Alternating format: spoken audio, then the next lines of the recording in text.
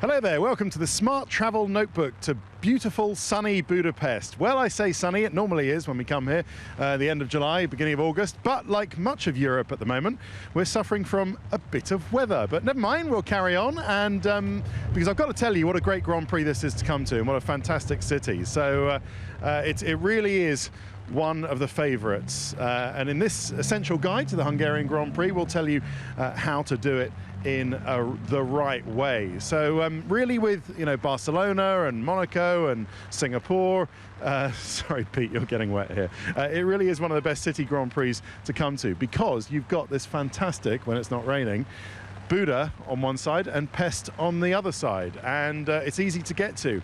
At the moment they're holding the FINA World Swimming Championship, so it is extremely busy in town, but such as Budapest has been able to come on in the last well, it's been 20 years since I've been coming here, and I would have said 20 years ago they would have struggled to hold two world-class sporting events on the same weekend, a round of the FIA World Championship and the World Swimming Championships, but now they really can do it, and that's because it's a great place with lots of direct flights from the UK. So BA come here, Jet2, Wizz Air, EasyJet, Ryanair, Norwegian Shuttle, Norwegian Air Shuttle, they come here, Flybe, and or you can go one stop via, why don't I come a bit nearer you, Pete, and you can shelter under my umbrella.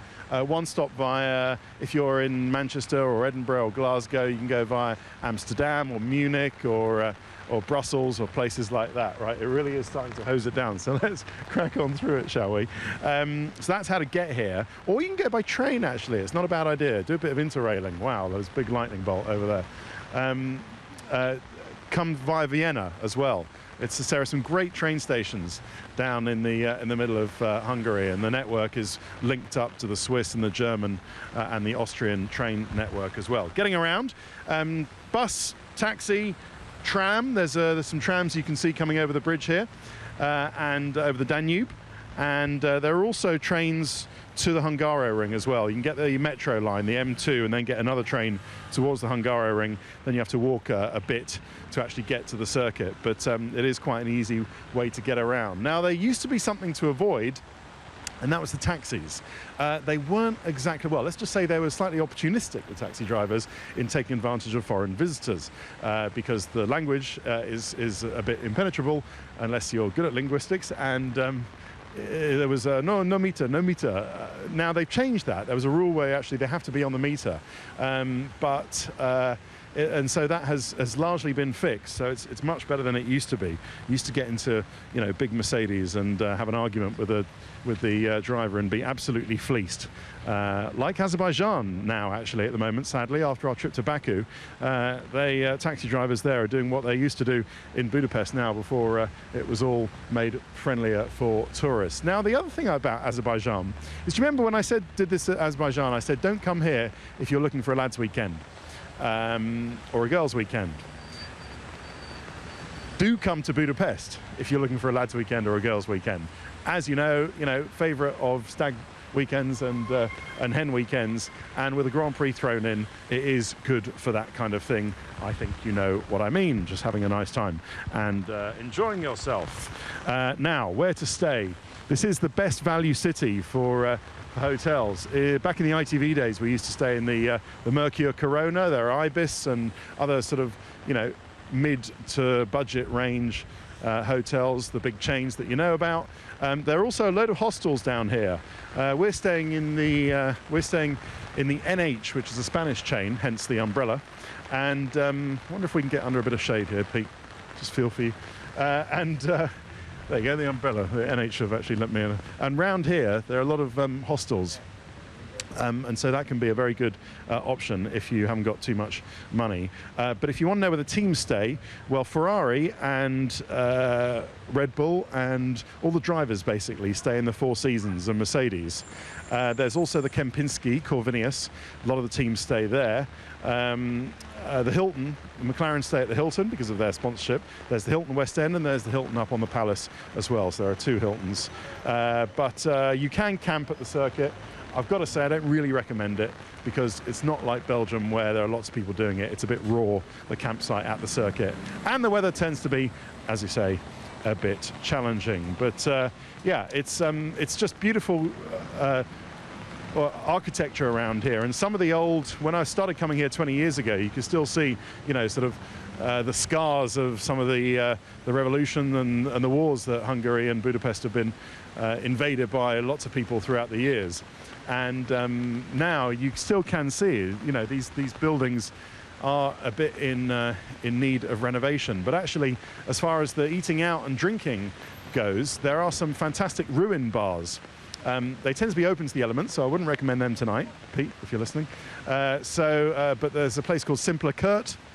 They're called Kurt's, the ruin bars, but you can research it online and you'll see what I mean when you get there. Absolutely fantastic. Now, where else to eat? Anywhere really. There are lots of restaurants, as you can see. There's a place called the BBC, which is always good to go to. It's actually the Budapest Barbecue Company. That's opposite our hotel. You'll find Crofty in there most nights. There's an old restaurant called the Museum. That's with a Z. And do try and go to the Market Hall as well, near the Chain Bridge and near the Gellert Spa, because that's a fantastic array of Hungarian salamis and stuff like that. Mentioning the spa, the Gellert Spa is a fantastic place to go, and one of the oldest spas in town. There are other ones around the place. And you can go there, have a swim, go to the hammam, go to the sauna, and then get a massage off a tough Hungarian chap who, I did it one year, who lays you down on a slab of marble and then basically beats you with his fists until he says, right, that's it. And then you say, oh, that was a good massage. There's also something called the Sparty. And this is where you can go and they turn one of these big bathing houses, these spas, over to a party. And there are music DJs, and it's all quite fun. Anyway, you'll see adverts for it online, or indeed at the baggage reclaim belt when you come in from the airport, which is quite interesting. Which only leaves us where to watch at the Hungaroring itself. Now you can go turn 1, where you tend to get a bit of overtaking, and you get a few crashes down at turn 1. You can go turn 5, which is near the water park. Don't know why you'd need that on a day like today. If it's particularly hot, it can be a good trip into the water park. But my recommendation is actually the last corner. There's a big seating area around the last corner, and then you've got very quick access to the fan zone behind the main grandstand, which has got great catering facilities. And you'll also see David Croft and Anthony Davidson and Martin Brundle coming out of the commentary boxes as well. But there are good fan zone facilities there and autograph signings as well. But things not to miss, finally, the Parliament, the castle, you saw them just about through the gloom about the river. And as I say, it's just a fantastic place. Put the notebook away now because it's getting wet. Oh, just one more thing. The currency, it's not the euro here, although euros are accepted. It's the forint. So it is 1,000 forints, I think, is £3. So 5,000 forints is 15 quid. So no main course. Main courses, if you go out to dinner, tend to be about 2,000 forints. So it's all, as I say, it's all good value. So that's it. We're going to go and get a shelter. Thanks very much for watching. More smart travel notebooks and travel guides coming up in the next few weeks after the summer break. Thanks for watching. Bye-bye.